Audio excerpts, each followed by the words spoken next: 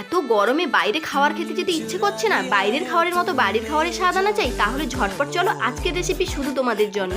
আর আজ আমি তোমাদের একেবারে ইউনিক একটা রেসিপি বানিয়ে দেখাবো, যেটা হলো মাছ বিনুনি পিঠা। নিশ্চয়ই আগে কোনোদিন দেখোনি বা খাওনি, তাহলে চলো ঝটপট রেসিপিটা দেখে নাও। আমি এখানে থালার মধ্যে দিয়ে দেবো পরিমাণ মতো ময়দা, কালো জিরে, একটু দিয়ে দেবো রিফাইন তেল, আর দেবো একটু ঘি। দেওয়ার পরে জল দিয়ে ভালো করে একটা নরম ডো বানিয়ে নেব। এটাকে এক সাইড করে রেখে আমি এখন তেলের মধ্যে দিয়ে দেবো গোটা ধনে, পেঁয়াজ কুচি, আদা রসুন কুচি, দিয়ে দেবো হলুদ গুঁড়ো, লঙ্কার গুঁড়ো, জিরে গুঁড়ো, ধনে গুঁড়ো, আর দিয়ে দেবো একটা ম্যাগি মশলার প্যাকেট, যাতে ভালো টেস্ট আসে।